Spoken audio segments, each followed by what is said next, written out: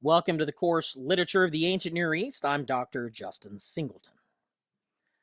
In this lecture, we'll be discussing major ancient Near Eastern civilizations and how they relate to one another. The Near East stands at the intersection of three separate continents: Asia, Africa, and Europe. As such, the region has a long and varied history, including numerous peoples and societies, ranging from unknown hunters and gatherers to imperial Romans to modern Sunni, Shia, Israelis, Palestinians, Jordanians, and a bunch of other groups.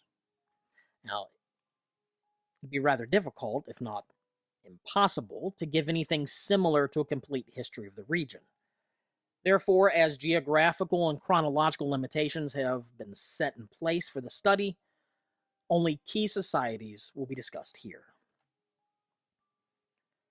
Within the limits of the ancient Near East, and of course including Egypt, 8 major societies will be discussed in detail in this lecture, along with 3 major societies relating to Egypt. It's important to realize that some of these societies overlap others, and some have absolutely no bearing on others.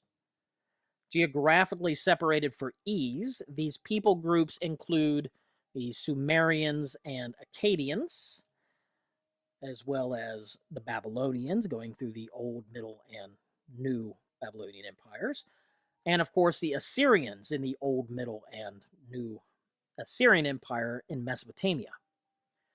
In the Levant, we have Canaanites, Phoenicians, Philistines, and Israelites. And in Egypt, Egyptians, Nubians, and Libyans. Beyond and sometimes within these major groups, smaller or lesser societies or cultures existed. Within Mesopotamia, some of these fall into the category of the Sumerians, which can be chronologically separated from the Ubaid to the Isin-Larsa period, with a brief hiatus for the Akkadian period, where an outside Semitic group held power in the region. Chronologically, this begins in the Chalcolithic with the Ubaid period, which has a standard date of around 5800 to 4200 BC. Following the Ubaid is the Uruk period, dating from around 3800 to 3100 BC, a rather long period that includes the advent of cuneiform writing.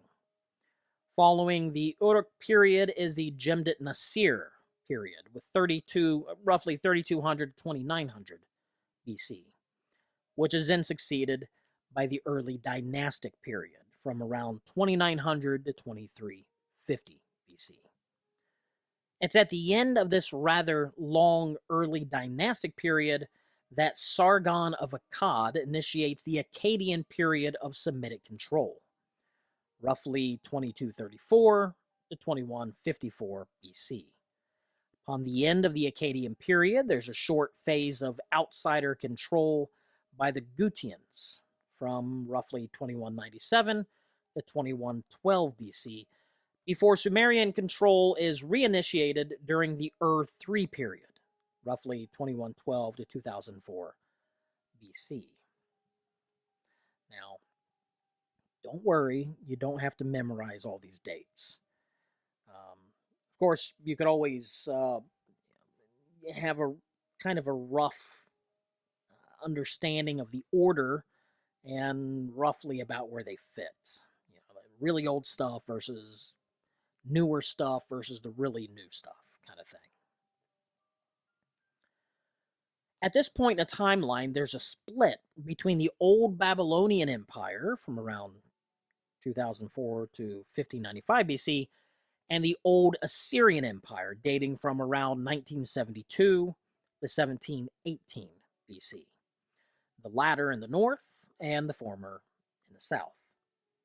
Now, after the Hittites had sacked Babylon and then retreated with their loot, an unknown group came to power in the region called the Kassites, lasting from around 1531 BC to roughly 1155 BC. Though in the north, the Assyrians eventually came back to power in the form of the Middle Assyrian Kingdom. dating from around 1350 to 1180 BC. Although outside of the Near East, and therefore beyond the scope of this study, the Neo-Elamite Empire from around 1000 to 585 BC existed. And they made forays into the Near East, and these guys are mentioned here in passing. Around this same time, the Neo-Assyrian period began, some dating the empire as early as around 1155 BC. Of note, while the Elamites and Cimmerians, not to be confused with the Sumerians, while the Elamites and Cimmerians were destabilizing the Neo-Assyrian Empire, Chaldean tribes around Babylon grew to power, taking the Babylonian name upon themselves and ruling for a rather short period from around 626 to 539 BC. This is the time of the famed Nebuchadnezzar who captured Jerusalem. In the Levant, the timeline seems a bit shorter. Canaan A, perhaps better known as the Hamitic Canaanites, as seen in Genesis 10, and existing as a culture up until the Chalcolithic, but being replaced by Canaan B, a Semitic culture beginning around the start of the Bronze Age and interacting with the biblical patriarchs, Abraham and beyond. In the north, the Phoenicians may have been the remnant of Canaan A, but at the very least represented the remnant of Canaan B after the Israelites had driven a number of the Canaanites out of the land. And I know that whole Canaan A and Canaan B thing is a bit confusing, but we'll discuss that here in a bit. In the north, the Phoenicians existed as a people group. I guess I wasn't supposed to push the button. I must have missed somewhere, so I just lost that whole little section of what I was going to say. But you can read it in the notes. I'm not going to stop and rewind the whole thing. Around the same time that Phoenicia became a separate people group, at the beginning of the Iron Age, the Sea Peoples came into the land. Perhaps the best known of these Sea Peoples are the Philistines, known by the Egyptians as the Peliset. These Philistines and the other Sea Peoples brought with them the iron industry, changing the shape of warfare forever, and the early history of the Israelites in Canaan is filled with military contact between the Philistines and the differing tribes of Israel. Israel, of course, although existing as a people group from around the Middle Bronze Age, became a nation only shortly after the start of the Iron Age, the kingdom lasting from around 1000 to 586 BC, with periods of vassalship and a split in the kingdom along the way. Egypt, too, went through a long series of changes, remaining ethnically Egyptian for only some of the time. Of note, the history of Egypt is split into three major periods and three intermediate periods between, with additional periods both before and after. These are listed, and I'm going to kind of go through these a little quickly. The early dynastic period from around 2900 to 2545 BC, Old Kingdom, roughly 2543 to 2120 BC, the first intermediate period from around 2118 to 1980 BC, Middle Kingdom from around 1980 to 1760 BC, and then the second intermediate period, 1759 to 1539 BC, followed by the New Kingdom around 1539 to 1077 BC. The third intermediate period from roughly 1076 to 723 BC, and then the late period from around 722 to 332 BC. Of note, outside invaders who managed to take control of at least parts of Egypt at times include the three main enemies of Egypt: Asiatics, Nubians, and Libyans. The first, Asiatics, who were Levantines, controlled part of the Nile Delta region during the second intermediate period as the Hyksos, making up the 15th and 16th dynasties, extending from around 1650 to 1550 BC, a time in which the Israelites were enslaved. Additionally, the third intermediate period included three cultural phases corresponding to local and then outside rulers, namely Egyptian, Libyan, and Nubian. The Libyans, after attempting a major incursion during the 19th and 20th dynasties, eventually came to power, ruling over Lower Egypt as kings of the 22nd, 23rd, and 24th dynasties. With the 25th dynasty, Nubians had taken control of Egypt, superficially uniting Egypt once again, though the kingdom was still fragmented, and the Nubian or Kushite kings were contented to leave the political fragmentation as it was. Now, with a broad historical overview given, and I know that was a bit too broad and a bit too quick, an understanding of the key people groups within the history is vital to understanding the literature of those peoples, as cultural meanings depend upon the work's original production, transmission, and reception. And authorial intention is crucial to understanding the truth value of the narrative. These are aspects of the socio-cultural context of the work. This context affects both learning and knowledge itself. Learning, and that learners, or readers, exist within a social context and knowledge, and that what is learned carries social and cultural meaning. Although many different people groups existed within ancient Mesopotamia, including peoples who lived there, migrated in, and those who simply made incursions into the land, only 4 distinct people groups will be discussed here. Again, Mesopotamia. These representing major and crucially seminal civilizations. These people groups are the Sumerians and Akkadians, discussed together, and then the Babylonians and the Assyrians. Finding a starting point for the Sumerians might be a bit difficult, Sumer being a region rather than a nation. The first settlers of the land moved to the deltic region of the Tigris and Euphrates rivers from the Zagros Mountains and developed into the Sumerian civilization over time. Of particular interest to this study, the Sumerians eventually developed writing and created the mythological foundations for Mesopotamia. The writing style created, called cuneiform, dates back to around 3200 BC. The people of Sumer were quite innovative, establishing a long series of firsts in the region and possibly the world. Among these were administrative and economic innovations, creating the first state-level societies, which included the organization of temple-based religions.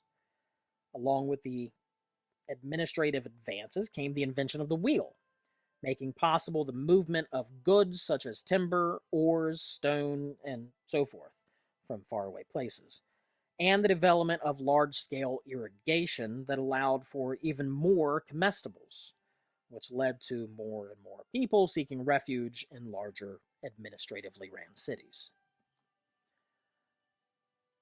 Around the time that differing people groups settled into daily life throughout Mesopotamia, the land began to change.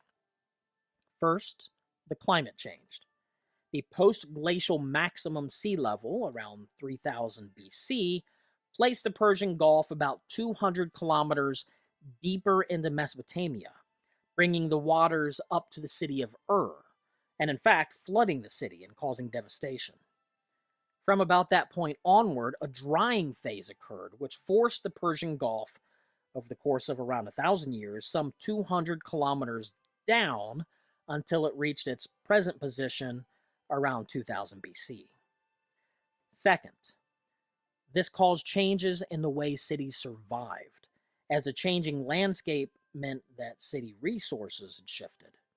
In fact, cities in southern Mesopotamia, from the early dynastic period until the Akkadian period, lost around 14.5% of their population, many people preferring to leave the urban life in favor of village life, where life was at least more consistent.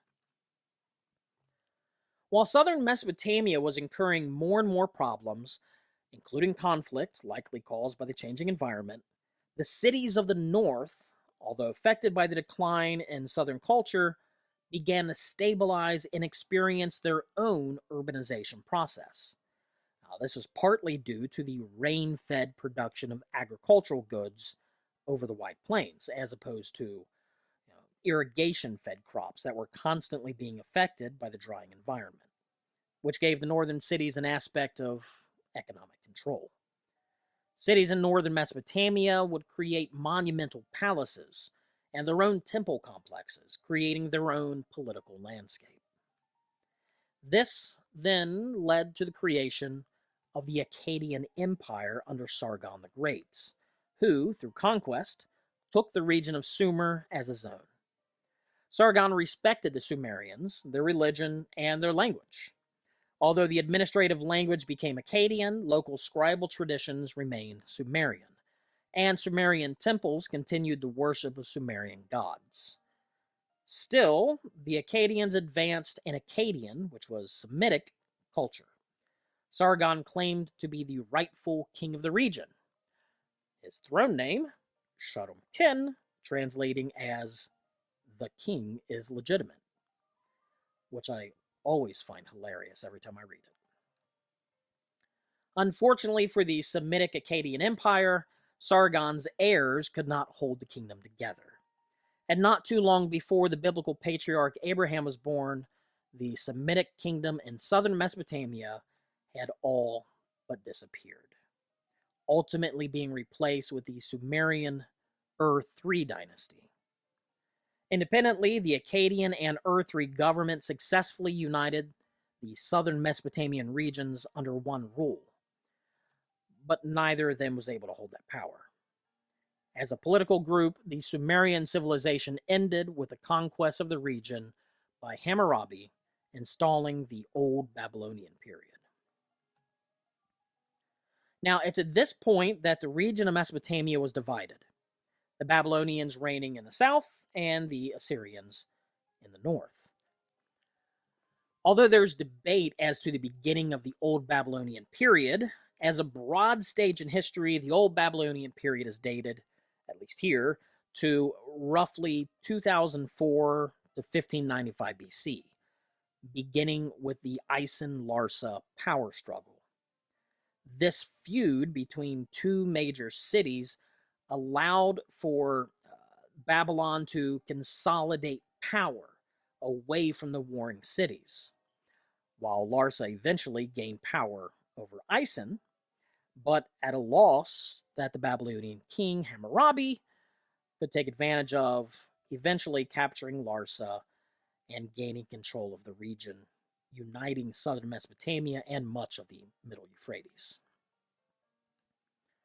With the reign of Hammurabi, southern Mesopotamia became so-called Babylonian, creating a stable, centralized government. And due to the economic system and the high tax rate that was already in place, the kings of Babylon would invest in grand construction projects and maintain cultic precincts, purposefully investing into urban expansion and royal residences, furthering the position of the empire. Additionally, with divine approval of the god Shamash, Hammurabi gathered a series of case laws, creating a Babylonian jurisprudence, replacing Akkadian and even Ur-3 law codes, the latter of which had continued to be copied until this time. Unfortunately for Babylon, the continued changing environment caused famines under Hammurabi's heirs, even leading to mass starvation in certain cities. Hammurabi brought a uniformity of culture and administration to the land, but the splendor of Babylon drew the attention of far-off rulers. Around 1595 BC, the Hittites of Anatolia took advantage of the decline, destroying the empire. Shortly after the Hittites sacked Babylon, they returned to their own land, taking the splendor of the city with them, and leaving behind a power vacuum that would be filled by a previously unknown group, the Kassites. Although the period is not well attested, the Kassites, apparently I wasn't supposed to push that, and I'm not going to go back. But the Kassites came in and began to rule. These new rulers respected and continued royal duties toward Babylonian temples, and some later Kassite rulers adopted Babylonian names and titles, assimilating somewhat into the Babylonian culture rather than keeping their own, thus crystallizing Babylonian civilization. Their rule now included the Persian Gulf and parts of Bahrain, and the entire period was relatively stable, generating wealth through agriculture and prestige goods.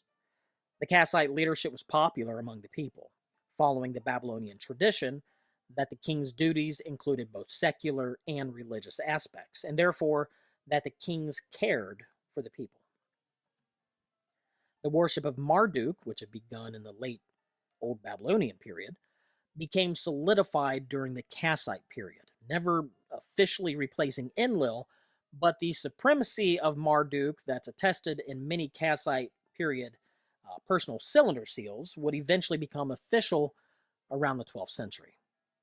As evidenced through the use of Kassite terminology, these people also both introduced horse breeding and significantly contributed to the innovation of war chariots to the region.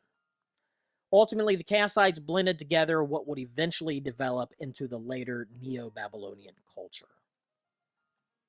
With Assyrian and Elamite aggression, the Kassite, or Middle Babylonian period, came to an end.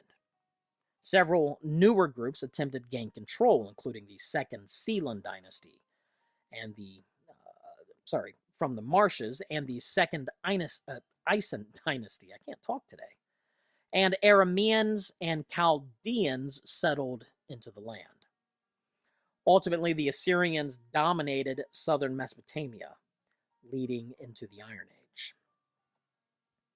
Native Babylonians attempted to again control their own land, but the economic and political instability of Babylonia allowed for migrating tribes to gain control of the hinterland, and therefore the agricultural economy. Among these were the semi-autonomous Chaldean tribes, who became more and more powerful. Unrest at the hands of these tribes brought the military might of Assyria back to the area over and over again to quell resurgent rebellions. Assyria attempted to stabilize native Babylonian rule as a stable south benefited the north. But with their own dominance at stake by the military might of the Medes, Scythians, Elamites, and Cimmerians, Nabopolassar of the joint Chaldean tribes was able to consolidate power in Babylon. With his defeat of the Assyrians in 612 BC, Nabopolassar ushered in the Neo-Babylonian Empire, pushing the region of Babylon into an era of economic and political stabilization. This new Babylonian Empire would only last a mere 87 years, from around 626 to 539 BC. But the Neo-Babylonian Empire changed the geopolitical and cultural landscapes of the Near East. The new empire increased its investments and paid much more attention to the empire's periphery than before. And the flow of resources from the periphery to the core of the empire brought new construction projects to Babylon and its close surroundings, surpassing the Assyrians as builders. Unfortunately, Nabonidus, the last true king of the Neo-Babylonian Empire, not to be confused with Nabopolassar, the first king of the empire, does not appear to have been well loved by his people, having changed religious allegiance from the Babylonian Marduk to the deity of his mother, Sin, or Sin, and then leaving his empire for Arabia. His son, Belshazzar, or biblical Belshazzar, reigning in his stead. By the time Cyrus of Persia marched on Babylon, the people and Marduk himself were said to have welcomed the invader. Now, going backwards in time a bit, around the same time that the old Babylonian Empire was forming, when individual city-states began to regain power after the collapse of the Ur-3 dynasty, a distinct culture from the rest of southern Mesopotamia developed at Ashur, a culture which would spread throughout the region.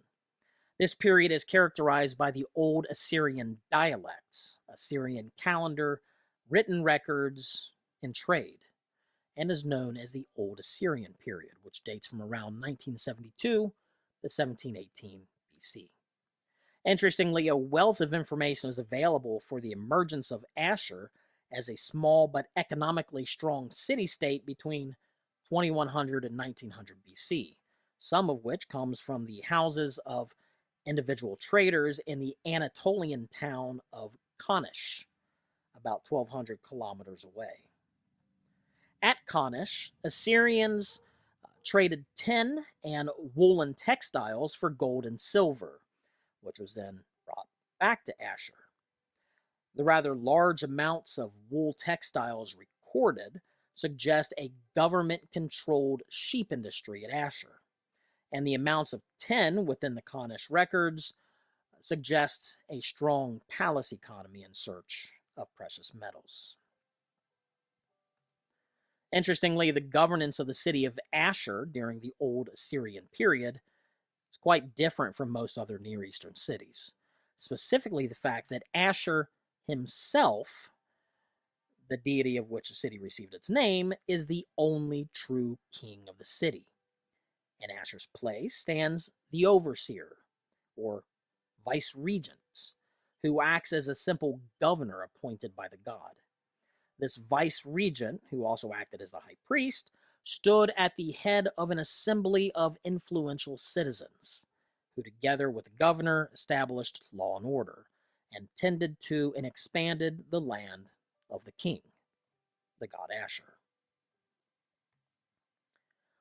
What's known from Ashur is that despite the common belief that ancient Mesopotamia was a strict patriarchal society in which women were subservient to men, women had a great amount of equality in Old Assyrian times. They had to pay the same fines as men.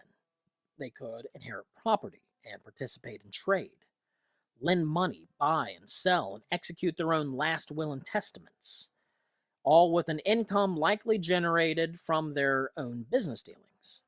These regulations, as identified within Old Assyrian text, were quite different from Babylonian traditions and may have originated from Anatolian influence, where spouses may have had equal rights. Around the same time that the Old Assyrian Empire began to diminish in strength, a power vacuum was left in Syria after Anatolians destroyed the Syrian kingdom of Yamhad and could not maintain a presence there. Just as the Kassites took Babylon after the Hittites sacked the city and left, so a Mitannian empire sprang up in the vacuum left by Yamhad during the 1420s BC, and they ultimately overwhelmed Assyria and incorporated the Old Assyrian Empire into its own. When Mitanni finally began to wane in power, Ashurbanipal I seized the opportunity to free Assyria from a Mitanni vassalship and subdue the remaining Mitannian kingdom, beginning the Middle Assyrian period.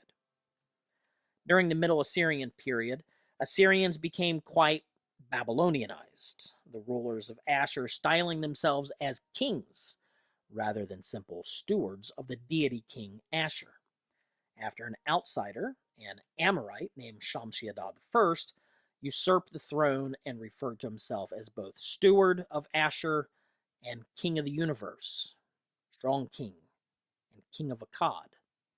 Later Assyrian rulers following the practice. Shamshi-Adad I also introduced a new religious idea, that the deity Ashur could be equated with the Sumerian Enlil. This combined deity, what can be referred to as the Assyrian Enlil, became the ideological core of Assyrian politics throughout the remaining Assyrian periods. Thus, Assyria became more and more adapted to broader Mesopotamian culture. By the end of the period, in the 10th century, the culture between the Middle and Neo-Assyrian empires would be difficult to differentiate. But the political differences became evident when, after years of patterns of weakness and revival diminish the Assyrian state, a succession of kings expanded Assyrian control once again, establishing the new or Neo-Assyrian Empire. The Neo-Assyrian Empire begins with Tiglath-Pileser II in 966 BC and extends until its fall at the hands of the Babylonians and Medes in 609 BC. The new empire expanded in connection to the ideological programs of leaders such as Tiglath-Pileser III, Sargon II, Sennacherib, Esarhaddon, and Ashurbanipal, who gave a theological justification for their successes, a concept of substantiating the reasons for war based on the will of the gods that began in the region as early as 2400 BC. Of course, the many successes of the Neo-Assyrian kings no doubt owed largely to the full-time professional army under their control that stood at the forefront of technological progress. The Assyrians are quite well known for their two-way resettlement program. This systematic resettlement or deportation of conquered peoples had a twofold benefit for Assyrian governance, namely pertaining to resource management and the reduction of rebellion due to patriotic resentment. These people appear to have benefited from Assyrian dominance in the form of new technologies and industries. For example, the creation of canal systems or the establishment of new crops. And Assyrian administrators built and maintained highways for the movement of information and goods. Ultimately, though, Assyria would fall at the hands of the Babylonians the Babylonian Confederacy with other states. While the history of Mesopotamia details several major empires, the history of the Levant touches on several smaller states and peoples. 3 to be discussed here, only beginning in the Iron Age. 2 of those 3 are represented by the Confederation of City-States, sometime referred to by the geographical regions of Phoenicia and Philistia. The 3rd is the well-known state of Israel of biblical infamy. The final group is actually 2 separate peoples. Apparently I missed a click at some point. Please forgive me. There's Israel. The final group is actually 2 separate peoples titled by me as Canaan A and Canaan B, both residing in the region of the Levant. Key to understanding the Canaanites, especially in relation to the biblical text, is the identification of the 2 separate Canaanite cultures that use the same name. The first of these can be understood as Canaan A, or the Stone Age Canaanite culture, that likely relates to the Hamitic line, that is, from Noah's son Ham in Genesis 10. And the second as Canaan B, or the Bronze Age Canaanite culture, a people who appear to have been Semitic in language and culture, related in part to Semitic groups moving into the land. This is of interest to this study because only Canaan B was a literate culture, and as such, written Canaanite mythology stems from this second Semitic cultural group rather than the first. During the early Bronze Age, Canaan B grew into a series of peer polity systems, types of proto-city-states where cities held sway over their peripheral territories. This led to competition, and it led to attempts to expand territorial influences during a time in which resources simply were not stable. The social power of early Bronze Age cities was dependent upon the centralized government's ability to control labor and amass resources. But with the changing climate, by the end of EB3, most of these once brilliant cities were no longer able to uh, distribute goods to the populace. And upon their destruction, many were never rebuilt. By the Middle Bronze Age, the southern Levant went through a second urbanization process, likely strongly influenced by the northern Levant, as southern cities contained many similarities to northern Levantine sites, some of which had survived the southern collapse during early Bronze IV. The relationships between the North and the South grew stronger during the early Bronze IV transition, when many in the South reverted to mobile pastoralism, becoming shepherds away from urbanism. It suggested that this shift toward pastoralism in the South was at least partially influenced by the North, which had a rather strong wool economy and accepted trade from Southern pastoralists. In the late Bronze Age, the southern Levant experienced both a high point technologically, mercantilely, and artistically, and a period of decline in terms of the number and sizes of settlements, including the abandonment or destruction of fortifications and the quality of some material culture. The period is duly characterized by the domination of the Egyptian Empire and both economic and cultural involvement in world affairs, thus marking the late Bronze Age a pivotal moment in the history, culture, and society of the region. The political entities that existed in the southern Levant during the Middle Bronze Age were basically the same political entities that existed in the late Bronze Age, except now the region consists of differing vassal kingdoms who were subject to foreign rule, the south being controlled by Egypt. For the first time in the region, peaceful coexistence was possible, as settlements negotiated territorial apportionment between themselves, appealing to the king of Egypt when needed. Unfortunately for these small kingdoms, problematic people groups also entered into the land, one being the Habiru or Hapiru, not to be confused with the Hebrews.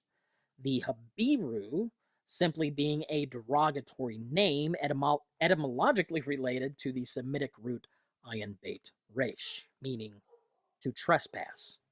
Forgive the dogs barking, please. Being used as early as the 19th century BC at Kanish. Now, it would appear then that the term Habiru is not an ethnic designation, but a derogatory name representing a social class of individuals, like bad guys. The other group, or the other people group in the land, and somewhat related to the Habiru, are the Israelites. Having entered the land around 1400 BC, it can be argued that although the Habiru were not equated with the Hebrews were most assuredly considered Habiru, or trespassers.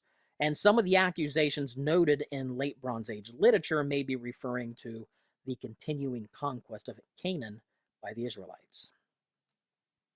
At the end of the Bronze Age, a cataclysmic collapse of major trade networks, and therefore civilizations, occurred from Italy, Greece, and other regions in the west, throughout Mesopotamia in the east, and from Hittite-controlled territories just below the Black Sea in the north to Egypt in the south. With the collapsed trade network, seemingly the entire Mediterranean became a vast economic vacuum. Because the Phoenician coastal cities survived the Great Collapse, the city of Tyre would build ships and replace lost trade networks, filling the economic void and even extending farther than the previous network had allowed.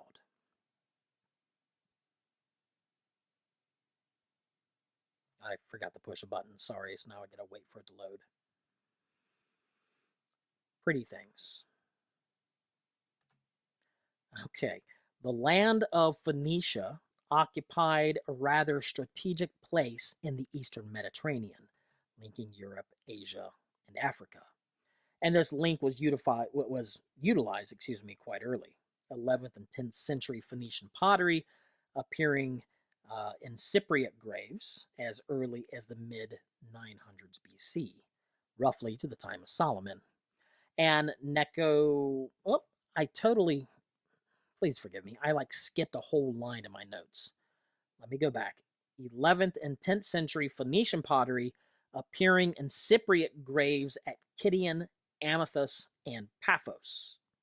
Now, interestingly, a Phoenician settlement at Huelva, Spain, known to the Greeks as Tartessos, dates quite early, possibly as early as the mid-900s BC, roughly to the time of Solomon. And Necho II of Egypt may have, according to Herodotus, requested that the Phoenicians circumnavigate Africa around 600 BC. And there's evidence of the growing city of Carthage, a Phoenician colony, paying tithes to the temple of Melkart in Tyre, enriching Tyre as well as themselves, Tyre becoming the key economic core of the Phoenician coast. Of great importance to this present study, it was the Phoenicians who spread literacy and Near Eastern mythology throughout Europe, passing on their alphabet to the Greeks and mixing their religion with indigenous cultures. Of note, the deity Zeus, although existent in Greek mythology before contact with the Phoenicians, was culturally translated from Baal, so that the mythologies of Baal and Zeus are quite similar, much as Baal was previously translated through the deity Hadad at Mari from the Mesopotamian Marduk. This type of missionary effort, was evidenced by the very many temples to Canaanite deities across the Mediterranean, and is evidenced by the biblical Jezebel, the Phoenician princess who married Ahab and spread a more perfect Baalism through Israel. Similarly, the Philistines developed as a major civilization in the Levant at the dawn of the Iron Age. They appear to be directly related to the Sea Peoples, who had brought with them the iron industry. These Sea Peoples likely originate from the central Mediterranean, as the Philistine bichrome pottery shows connections to Mycenaean 3C1b pottery, though it also borrowed from local Canaanite traditions.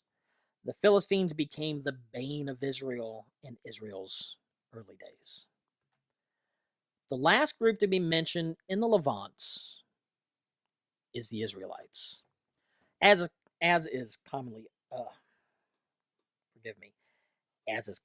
understood by many, the Israelites became a nation with the emergence of kingship during the Iron Age, lasting only 3 separate kings before the nation split between North and South.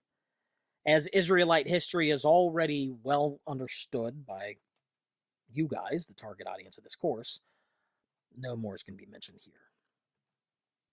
The third region to be studied is that of Egypt.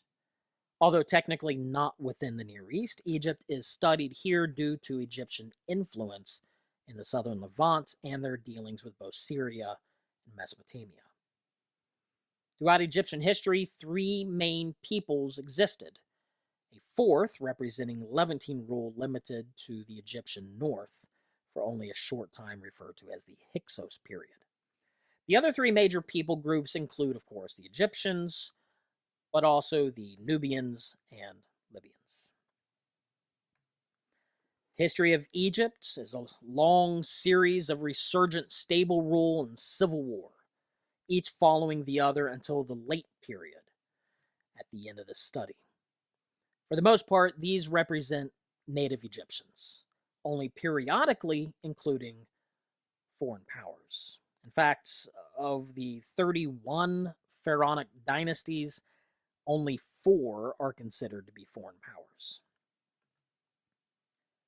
the land of Egypt is somewhat secluded from the rest of the world, with deserts to the east and west and a series of shallows in the Nile River in the south, making the land independent from foreign need, though trade did take place throughout the entirety of Egyptian history.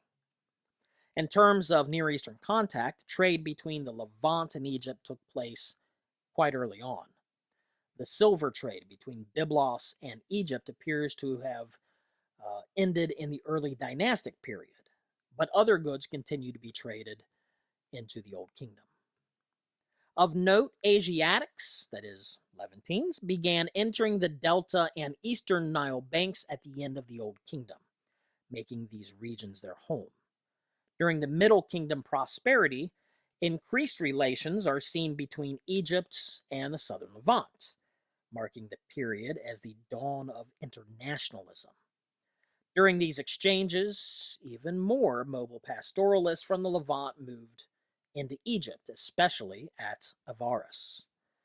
Records suggest that some of these foreign peoples may have been itinerant craftsmen, but as a whole, they became increasingly detached from Egyptian rule. As the kings of the 13th dynasty could no longer maintain power, these Asiatics began to rule over their own regions in Lower Egypt. These people are known today as Hyksos.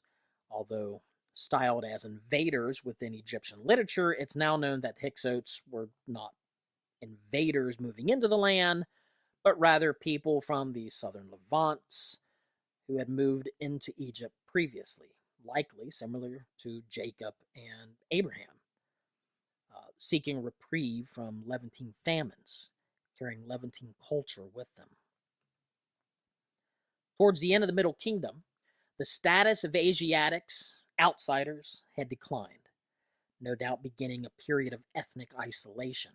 And by the end of the 13th dynasty, Asiatics in the region, in the Delta region, took advantage of the waning power of the pharaoh and established their own rulership over parts of the Delta up to Hermopolis. Okay, well, somehow I didn't have the right click in there somewhere. Forgive me. Ultimately, the text is in your notes. Sorry. Ultimately, the Levantine rulers, known as the Hyksos, were expelled from Egypt, ushering in the New Kingdom era. The Egyptian soldiers who expelled the Hyksos then followed their enemy into the southern Levant, capturing the Levant and expanding their borders. Between roughly 1550 and 1350 BC, two main powers, Mitanni and Egypt, sought to hold control over the Levantine kingdoms. Egypt specifically attempting to repel Mitanni from the Levant. Thutmose III defeated a coalition of Levantine kings at the Battle of Megiddo around 1457 BC, and later crossed the Euphrates, erecting a stela on the banks of the river, claiming dominance over the Levant. A sort of warning sign should Mitanni attempt to venture further. The Battle of Megiddo set the stage for a permanent Egyptian presence in the Levant. Second major conflict arose between Egypt and Hattusa. Around the mid-14th century BC, the Hittite king, whose name I will not attempt, embarked on an expansionist policy, claiming new territories in both Anatolia and the northern Levant. Beginning after his defeats of Mitanni, the Hittites moved to conquer northern Syria, overpowering cities from Ugarit and Alalakh in the north to Qatna in the south, forcing Egyptian influence southward below the kingdom of Kadesh in midwestern Syria. As the Egyptian empire developed, an abundant commodity was introduced: the slave. Slavery in Egypt, though originating earlier, is seen in the capturing of prisoners of war who were enslaved dating back to the Old Kingdom, and slavery was well known to have occurred in the Middle Kingdom. But with a growing international interest during the New Kingdom, large numbers of slaves were procured through warfare from both Nubia in the south and the southern Levant in the east. This is also the period in which, according to biblical tradition, Egypt lost a large number of slaves when the Hebrews left Egypt for the Promised Land, and this may be, at least partially, why Egypt sought the procurement of new slaves.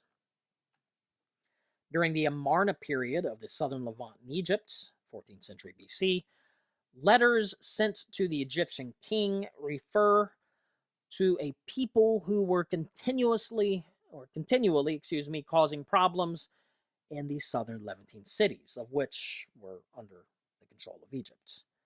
Within the Amarna letters, these Habiru are seen as enemies who wish to destroy the Canaanite feudal system, and therefore must dislike Egypt. These enemies appear to have been non-sedentary and lived in the hill country in the southern Levant. It's been suggested that these Habiru are in some way related to the Hebrews of the Old Testament, as we just talked about before, particularly as the Semitic radicals or letters are the same, HBR or HPR, depending on how you pronounce it, and the location and time period somewhat match that of the Hebrew conquest under Joshua. As was seen earlier in the study, it would appear that the term Habiru is not an ethnic designation, but a name representing a social class of individuals.